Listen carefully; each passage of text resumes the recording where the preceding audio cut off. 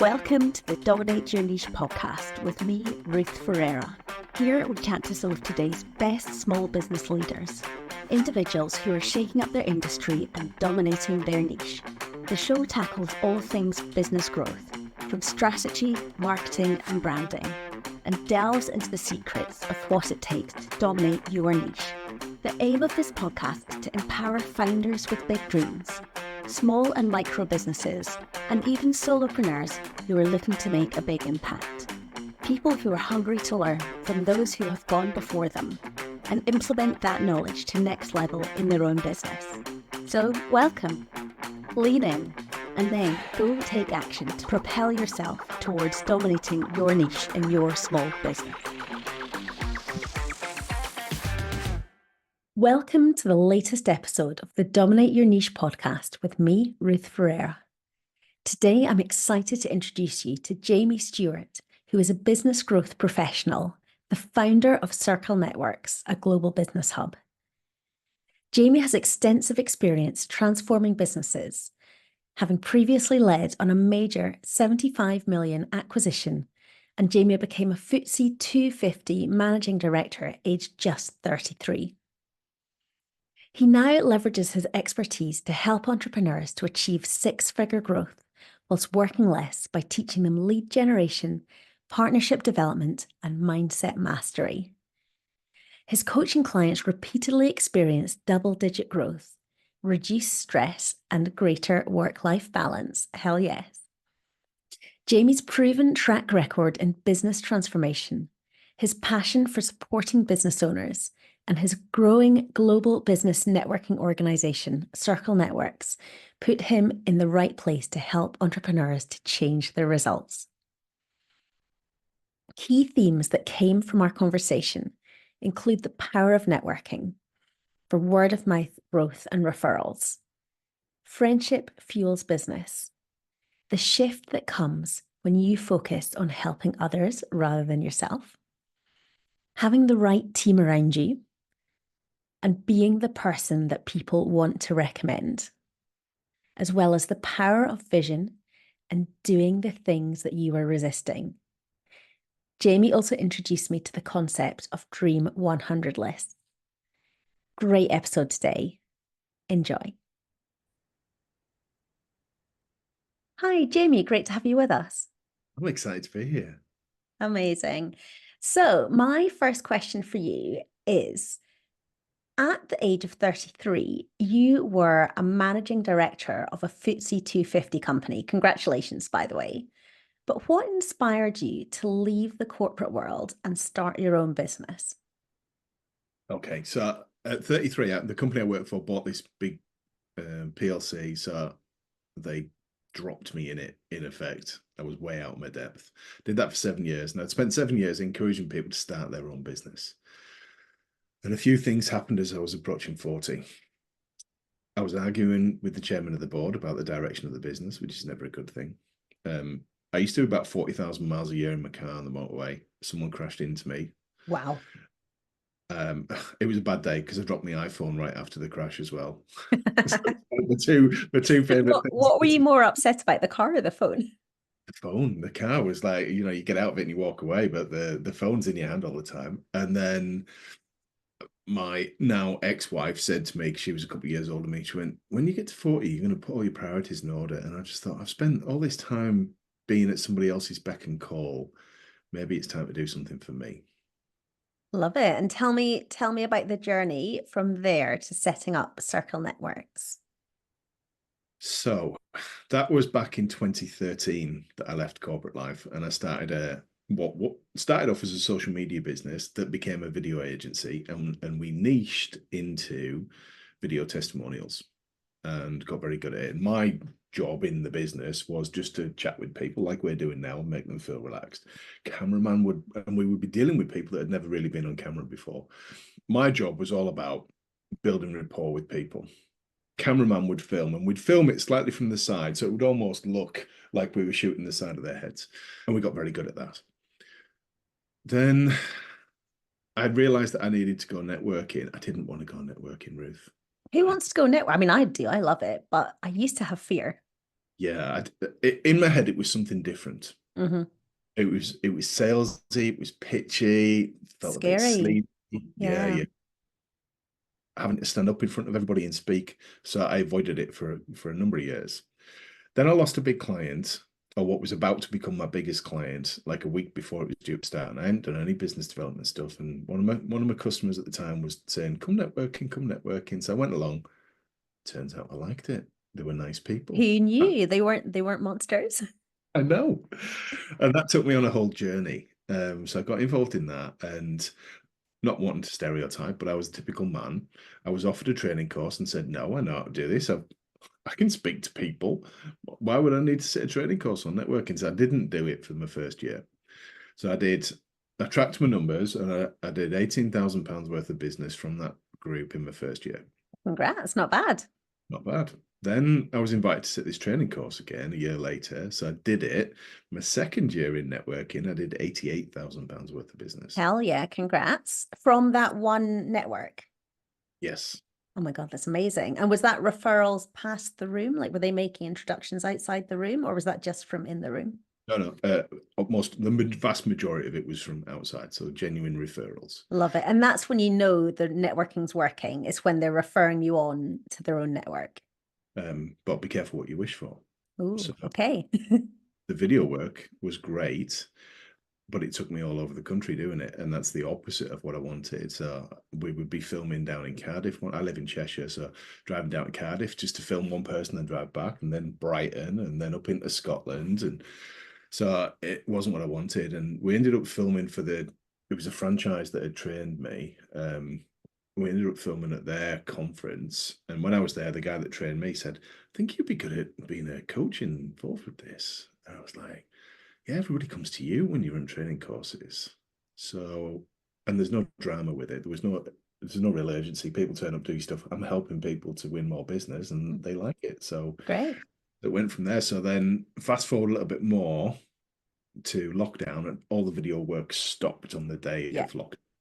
And I was Yeah. like, And especially with the advent of Zoom, it's so easy to record your own video testimonials now.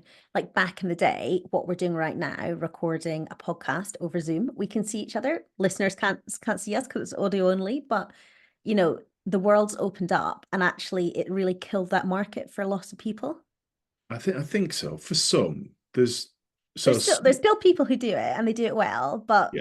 yeah, the Um, majority have not lasted. Yeah, the bit that we would go and get the B-roll off the site of the client and all that extra stuff, which you can't do over Zoom. So there is still that, but fit for purpose stuff, you can record a testimonial over Zoom. But I'd been out in Dubai in January 2020 and decided to take the coaching side of stuff online onto Zoom. So pre-COVID. And I remember someone saying to me in the February, yeah, I'm not that keen on that video stuff. So when you run your next in-person event, I'll come to that one. And in my head, I'm not going back. Mm. Once I move on to Zoom, so I shut my office before COVID and decided to go. And that was the best thing. And then a few more months, I did 4 months worth of online networking in the group that I was in and just didn't like it. Everybody at the time, it was for everybody, but cramming what worked in person into Zoom didn't work. So everybody on mute, told to sit there in silence, waiting for your turn to do your 60-second pitch. No nice breakfast.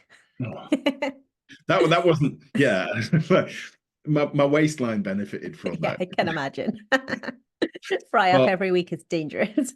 definitely. I do miss the bacon sandwiches though. That's the bit of networking, online networking that I do miss. And I mean, then you can still have them, you just need to do it yourself. so I did that the other day. Someone was running it.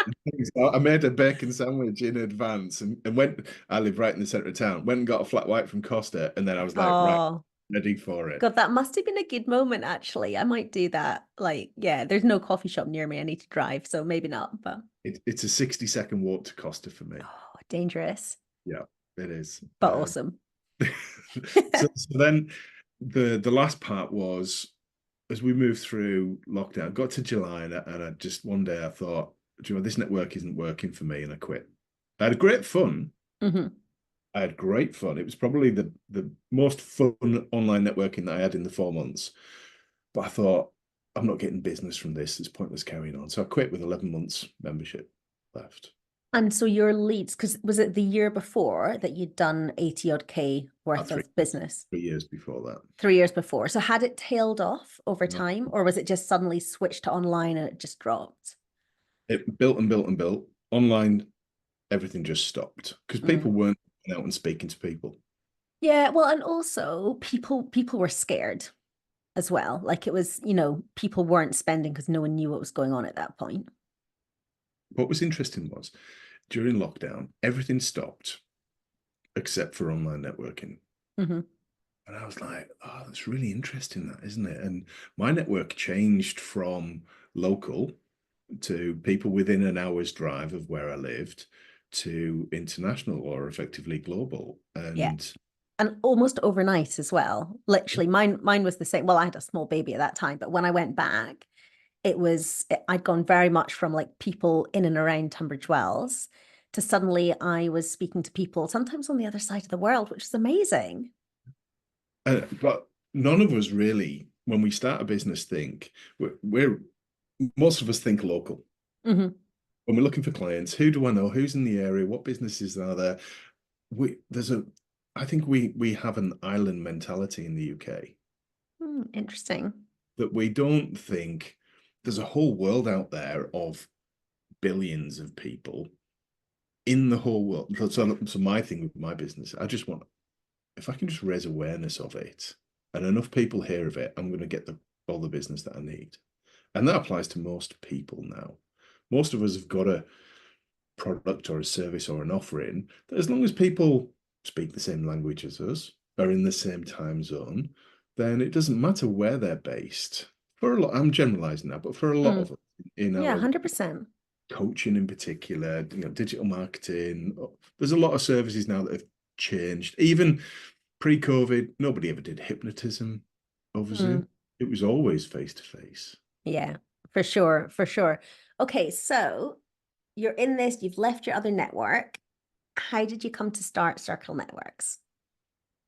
So I'd left, and a friend of mine, Greg, who I'd been in that network with, said to me, why don't you that other group that you used to run yourself, why don't you bring that back to life and launch that and do something?" And I thought that would really work. So I wanted to do something online because there was still rumors about whether we were going to go back into another lockdown, all that kind of stuff. And I wanted so I sat down and thought about what's all the stuff that people like and what do they not like. So I threw away all the stuff that people didn't like. What Big was up, on that list? big upfront cost, having to pay for 12 months membership. Yes, God. How do you know if it's gonna? We were in uncertainty. Mm, So mm. I wanted to create something that was more like Netflix, on-demand Ooh, networking, that's flexible, that you can dip your toe in, and if you don't, you can cancel at the end of the month. and that draws you in for more and more. Yeah, yeah. Love it. And if I think back to when we first launched, so as I was promoting a networking group, I was only ever going to run one for me. 3 people asked if they could run their own groups. And then that's how we came up with the license model at the time. So we have licensees rather than franchisees who run the different groups. And it was a year before I eventually launched one myself. So fast forward, so that was 4 years ago this month. We've now got 41 groups. So they run on a fortnightly basis. So over 80 networking events a month now. Wow. And how many of those do you attend? How many are you at? So I'm probably at 4 a week. Okay, that's not too bad. No. But that changed. So earlier this year, we've tripled the number of events this year for Congrats. a couple of reasons. So I used to go to most of them, and I I wrote a post about this over the weekend. I don't generally go networking for me anymore. I go networking to find referrals for my people. Love that. Um, and I think that's been a real game changer for me this year. Over Christmas, I read Atomic Habits. It's been on my to-do list for ages. Still on my list. I need to change that. Yeah. And I sat down and I thought, right, I'm going to study this book. So I don't know about you, but sometimes I'll pick a book up, I can read it and I don't remember anything from it. I wanted to take some stuff and implement it. And I did. And I was like, the one thing that I'm going to do this year is pass more referrals than ever before. Love it. And that has been probably the biggest catalyst for growth this year. So when I go networking, I quite often don't do my pitch, which sounds really weird. And I've received more referrals this year than I ever have, Okay. without really asking for anything. And is that referrals into your coaching business or into your networking business? A bit of both. A bit of both. So there's three things that I offer. So I coach people on how to build a network Mhm. and get over themselves a little bit. And I Yeah, mean, get past the fear. yes, yeah. And usually it's us that's the challenge. Then we run conferences and events. And then I've got the Circle Networks membership. So those are the three things. So people will refer me for different things, depending upon the conversations that I've had with that specific person or where they've met me. Okay. So you've gone from being in the world of very big business, like back in your early 30s, and come across to a world where you're literally surrounded by micro businesses. Yeah. So, what I'd love to know is what is the key learning from big business that you think more small businesses need to be implementing? So I never appreciated running a big business when I was running it. I miss the budget that I had to spend. Oh gosh, I can imagine. Even just on conferences, we would spend £350,000 on a conference and put them on for 5,000 people at a time. Awesome. At the blink of an eye. It was, Yeah. like, so I missed that. And I missed having the team. I remember, like the week after I'd left my job and went to start my business, it took me 3 days to work out how to get my emails to work on my laptop. Oh my God. I hate tech. I mean, yeah, you've seen my tech challenges today. But I missed the IT help there. I never appreciated that as the MD of the business that I got better treatment. And I never realized that while I was there. Only looking Mm, back, so I missed the team. mm, It took me a long time. So in a business, here's the thing. When you're in a job, and for argument's sake, let's say you're a graphic designer, and you go, do you know what? I could do this for myself. I'm the designer. I'm the mhm, one that's doing the work. I'm going to start my own business. And for argument's sake, let's say that you decide to charge £25 an hour, and because it's easy for my maths. And there's 40 hours a week, so 40 times 25. Oh, maybe I should have picked a different number. So 40 hours, £25 an hour. That's £1,000 a week. So probably. I could make £4,000 a month doing that. But nobody explains that there's a lot involved in running a business. So when you're in a job and you're the graphic designer, all you have to do is design work. Yeah. Somebody else takes care of accounts. Somebody else takes care of marketing. Somebody else does the admin. Somebody else opens the mail, probably if it exists anymore. But there's all these other things that people are doing, HR, Mm. And the bookkeeping. work automatically comes to you. You Yes. don't need to go out and find it. And I And think you that's the biggest thing for new businesses, isn't it? Is oh my God, I've had people in the past tell me like, I've built my website. Why is nobody buying from me? And I literally have a head in the hands, or I try and refrain from a head in the hands moment because there's just this misunderstanding that, start your business and they will come. Whereas actually, most of running a small business is getting yourself out there. It's networking, it's marketing, it's thinking about who do you want to be as the business owner that's going to compel people to come and work with you. Because there's always going to be competitors. There's always going to be others that do what you do, probably to a very high standard. And how do you become that go-to person for what you do?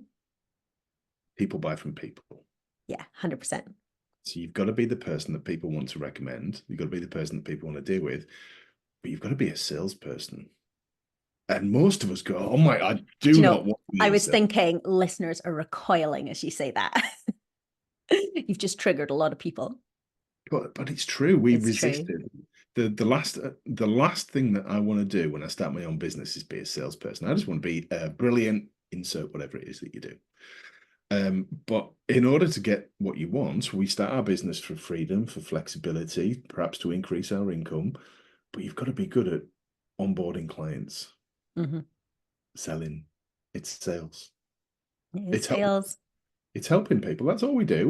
We're not giving people stuff or forcing them or persuading them to have something that they don't want, but there's got to be a process. So the stuff from corporate learning is you can't do it on your own. You cannot do it on your own. And it took me a long time to realize this, but the beauty of the world now, as we record this in 2024, you can have somebody that can do a specific task for an hour a week if you want. You used to have to recruit people and employ people. And my goal, and I might look back on this in the future and wins, but my goal is to build this business, my business, as big as I can for as long as possible without having any employees. Great. Love it. I actually thought you were going to say it and do as little of it myself as possible, I which love is what I do. also, do you know what I mean? Well, that's ideally what you want to be doing over time. You want to systemize yourself out of your business. So then you can be like, so my husband runs a care franchise, used to work in the city, got made redundant, he's Brazilian, also has a nursing home in Brazil. So he was in the sector anyway, and started a care franchise and has from day one, he has had like the CEO mentality. To be fair, he's married to a coach, so he's had certain benefits. But we were away for literally a month this summer. And my God, neither of us did very much work at all.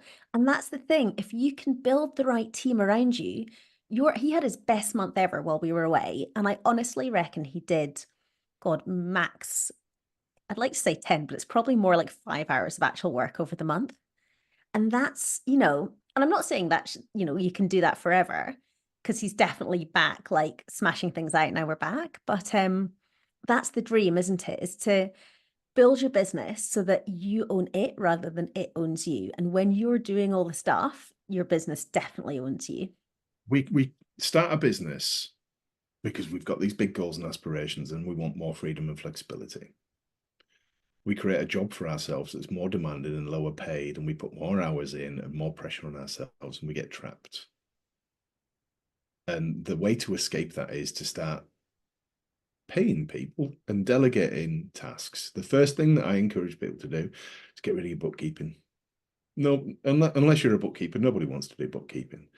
And you can start to chip away at the things that you don't like doing and find other people who love to do it for only an hour or two a week. But Yeah. then you get time back. But it's more than that. And if it takes you or I 2 hours a week to do our accounts, whatever it might be, somebody else can do it in half the time.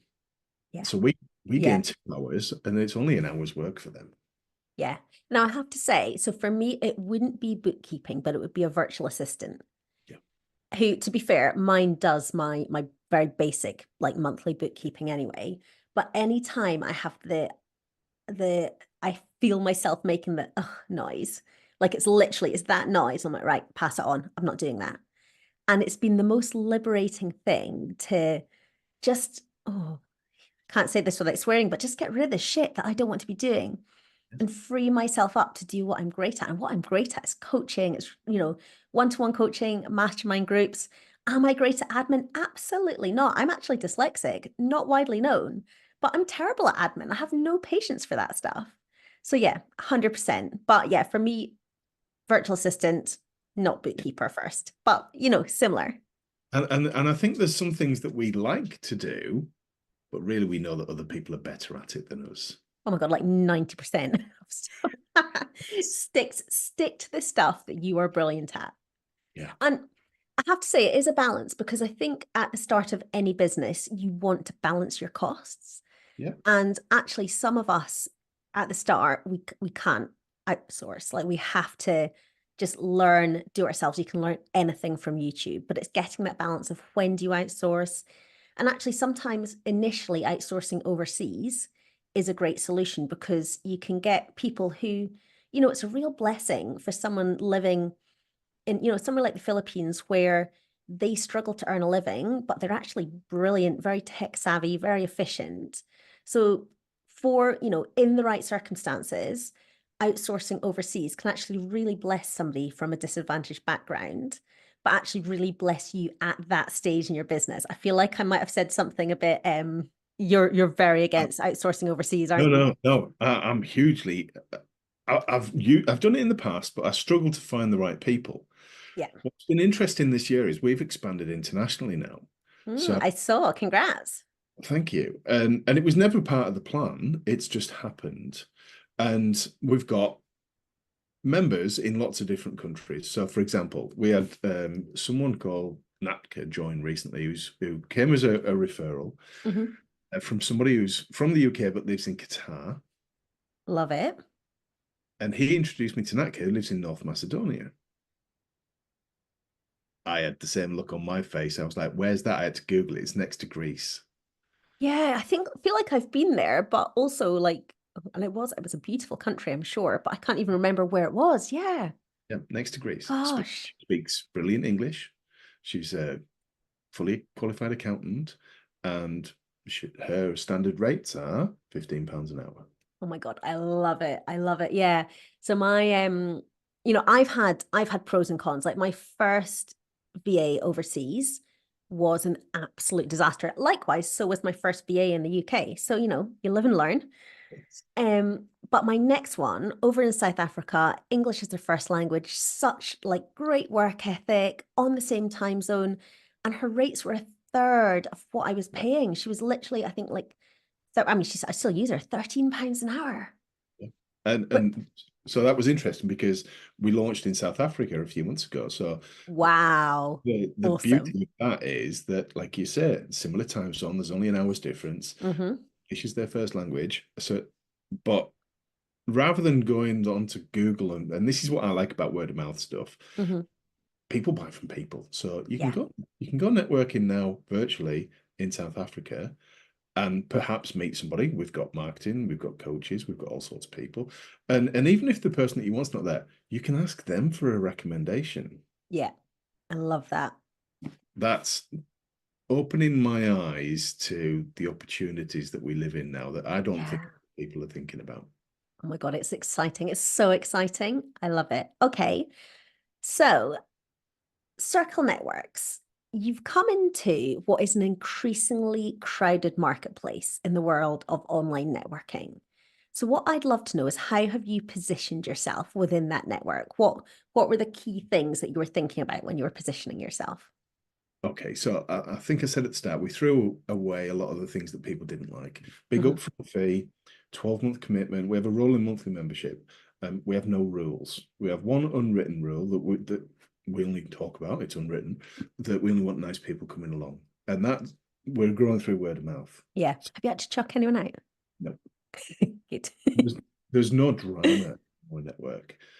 We're we're there to help people as they go through. So I see circle networks, and perhaps the name doesn't lend itself to what we actually are. We're a hub for business in the same way that Dubai is. So a lot of people fly into Dubai they to do business or to go on a holiday and then connect with people, and there's all this stuff going on. With Circle Networks, we're connecting people around the world to do business. And as business owners, when we go through our entrepreneurial journey, there's different things that we want. So initially, people might come along because they're looking for clients. Then you might be looking to outsource something. So you're looking for suppliers to help you. And then as your business grows, you can reinvest stuff and you might want someone to help you with marketing. So we support people on that journey. You might be looking for a recruiter or premises or legal advice, all those different things. So we're not strictly for referrals like a lot of networks are. And we're based on friendship. Love Now, it. nobody starts a business going, I need more friends. Some people do need more friends. Oh, they do. But you They might not don't, want them in their network. yeah, but they don't say. And I say to people, we're in the world of business dating. So you've got to meet people, build a relationship with them to find out if they're the right fit for you to work. Ooh, so you're like the business Tinder. Yes. There's like a whole rebrand there. So we help people build friendships, and our strapline is friendship fuels business. And when you can, so and I'll give you a good example of this. So we've got a conference coming up next month, and last year, Mel, who lives right in the north of Scotland, in like I think she's 30 minutes outside of town, so she's very rural location. Yeah. Print and embroidery business. Is very good friends and has struck up an amazing friendship with Gillian and Charlotte, and they live in Somerset. So the Awesome. Yeah. opposite ends of the countries. So when they both came to the conference last September, Gillian and Mel, they ran. It was like two lovers running to give it Oh, the biggest hug. They'd got to know each other online and built an amazing friendship. that is beautiful. Did you cry a little That's bit? I thought I was like I had a proud dad moment. Yeah. Oh, I like, honestly, I would have properly welled up. Yeah, it was, Gorgeous. and we see that. So we're different in a lot of ways.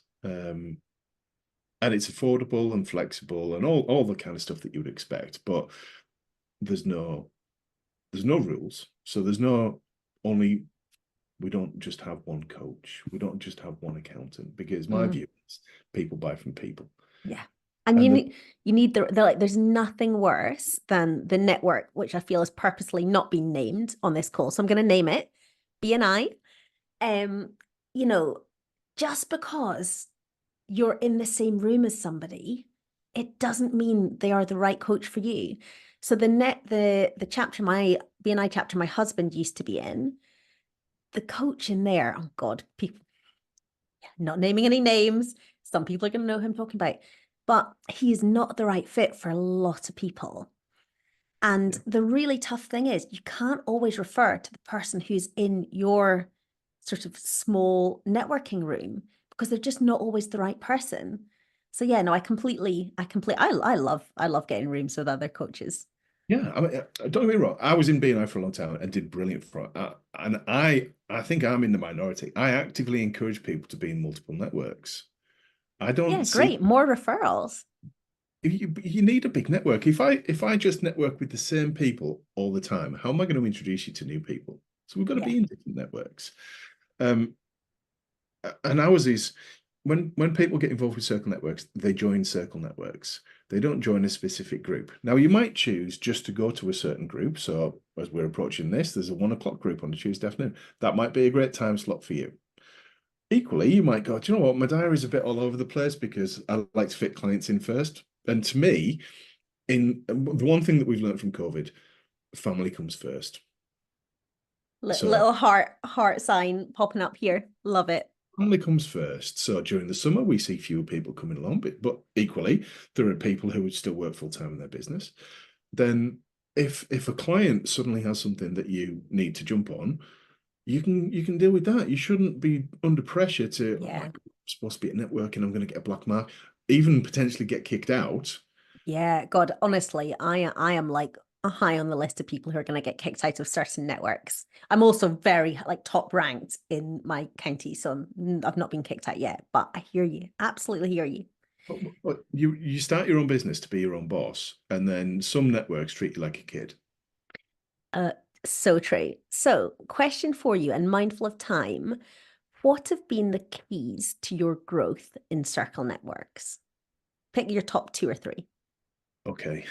Um, change. I had an advantage in that I coach people on building a network to get what you want. I have become my own best customer. Love it. And I use that rather than anything else. So word of mouth and referrals is how we've grown. I'm very clear on where I'm going. So my vision. So vision driven. Last year, I went through a process of rebranding and got clear on the brand values. And I worked with someone called Elsa Stinson, and she helped me. And that's been a pivotal point. Then, after working with Elsa, Frank Stebbing did the rebrand for me, and it was right first time. I gave him the brief. He went away and absolutely smashed it. That Love it. really Love it. important. So when I first started, I had a £50 logo, and it served me well for 3 years. Yeah, perfect. Perfect. And that's what it is. Invest when you can invest. You can't always invest up front. Yeah, and then building the team. Building Amazing. has been the biggest thing. That's it. That's my top advice. Get clear on what it is, where it is you're going, and what it is that you want. Reinvest back into the business with the various different things that you have. Ask other people for their opinion as well, because Elsa's a good example. When she first came along, one of my brand values at the time was fun. And she was like, it looks dead boring. I looked at the website and it looks dead I think I'd boring. like her. She sounds very, very Like, honest. yeah. And sorting the brand values out. So our brand values include friendship fuels business. paying it forward. People like us, PLU. So what's the opposite of that? Not like us. So helping people get clear on what it is that they want is really important to us, and building the team. Awesome. So you look like you're smashing it at the moment. Not at the moment, but you look like you've got into a position where you're absolutely on fire and smashing it. But I know it's not been a smooth journey. So what would you say has held you back along the way? Oh, that's easy. That was me. Oh, All yeah. the all the stuff that all the stuff that I've never wanted to do has been the most important stuff for me to do. So if I go back to 2007 and I was not on social media, I didn't want to do it. Fast forward to 2013, I started a social media business. I never wanted a coach. When I invested in coaching, I saw big leaps forward. I never wanted to become a coach. Oh my God, what difference that made to me to help people to implement stuff. I never wanted to network. Now I run a network. So all the stuff that I'm like resisting, Mm. it seems that public speaking as well. I was going to say, what else are you resisting? What's the next thing that you're running away from? So the one thing that you won't really see me do is dancing. It doesn't Hey, relate to business. I don't have to do it. I don't have to overcome that. do you know what? I feel like you've just seeded something. A few people have Watch seen this it and be like space. a gauntlet. But it's me. And the more that I've invested in me, and it hasn't all worked out, but overall, investing in me and the business and other people to help with stuff, but getting clear on what I want. And I'll give you an example of that. So you and I know each other because of Elliot Kay. Yeah. I had Elliot Kay on a list. So I've got what's called a Dream 100 list, 100 people. Ooh, A guy called Chet Holmes wrote about it in the book called The Ultimate Sales Machine. I'm making a And note, by the way. I'm looking it up. the Dream 100 is 100 people that if they could become clients, it would have a game-changing effect on your business. And there's a sliding scale. So Elliot, I don't mean this in a bad way, but you're not Richard Branson. So at the top, you might have Richard Branson, and halfway up, it might be. Who's your number one? It changes. It changes. It would probably be someone like Russell Brunson right now, or Alex Hormozy, Hell Ed yeah. Milet. Ed Milet. They're the sort of the top of my list, I think. And are they on your list for coaching or for networking? Collaborating. Ooh, what would you do with them? Um, just think I'd want to help them unlock some of the referrals that they're looking for. And I'll give you an example. So an example of helping people. There's someone that I met at our Dubai event the other week, and he's working with in some people in Abu Dhabi who've got 200 million dirhams to invest. I think it's about 40 million pounds to in a new hospital. So they've got the funding, they've got the location. They just want to meet. They just want to meet a UK university hospital to partner with that want to launch in the UAE. I want to make that connection so that I can tell the story. Yeah, hell yeah. It's going to be an So awesome story. So that it's that kind of thing. The collaborations lead to other stuff. So if I go back to Elliot, so Elliot was on my list and I mentioned it to someone. It's like, oh, here's a couple of people off my Dream 100 list. Anyway, he knew Elliot, sent a connection, sent a message introducing the three of us. Fast forward, me and Elliot have worked together a number of times now. He spoke at our conference last year. He's emceeing this year with Catherine Hyde. Anyway, earlier this year, he rang me up on a Monday morning, said, Jeremy, there's this opportunity. Would you be interested in buying another network? I was like, yes. And I want to do it because I knew that he'd bought another business the year before. And I said, I want to do what you did last year. So he made a phone call. Anyway, an hour later, I'm on the phone with the owner of this network and we agreed terms. That was on a Monday morning. Thursday afternoon, I'm in their office and we bought it. Wow. So, ex-corporate lawyer here. In my head, there's like red flags like waving vigorously, but congratulations. Yeah. So growth by acquisition, which is quite rare. Not a lot of people have the balls to go down that route because it's quite a punchy move. Yeah. Everything just happened. It lined up. It was the right time for both of us. And it was a deal that worked for both of us. The power of the network. I love it. So, very quickly, because we need to wrap up, if you could give yourself some advice 5 years ago, before you started Circle Networks, what would it be? So that would be 2019. August 2019. Travel while you can. Me and my wife had just agreed to separate. Oh, sorry. And we'd drifted apart, so we parted amicably. The first thing that I did was sit down and write out a vision of my new life. I would do the same thing again, because now one of the things was to meet the right person, someone that supported me in my business, and that's what I have now. Lou is amazing, and we sit side by side looking out together. She's 100% by my side and me with her, and that was never part of the plan in the past. So that was part of the reason we drifted apart. So get clear on my vision. Dream bigger. Dream bigger. Our ambition is never big enough, and mine keeps going up. Love it. Ask for help. We're so stubborn in our ways. We're so British in our ways that we don't ask for help enough. You've got and help more people. And I think that's been the biggest thing for me. Helping other people has been a game changer this year. I've always done it, but I've done it with intention and purpose, bigger and more often and more consistently this year.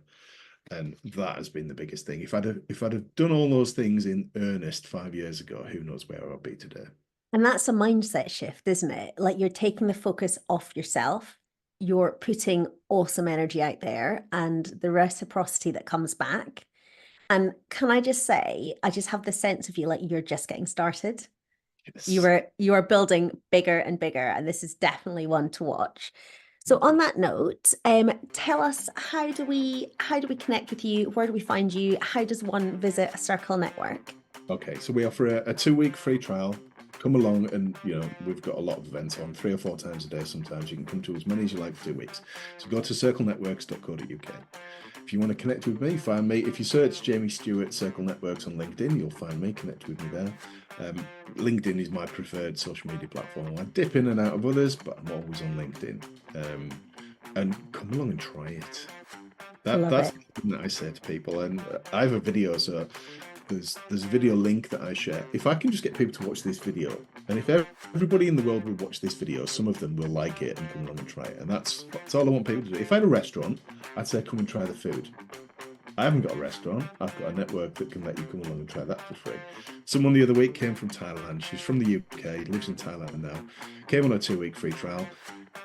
Ended up landing 2 new clients while she was on a retrial. And then she was like, it's a no-brainer for me to join. Oh my God, I love that. I love that. Jamie, thank you so much for your time. It's been an absolute pleasure.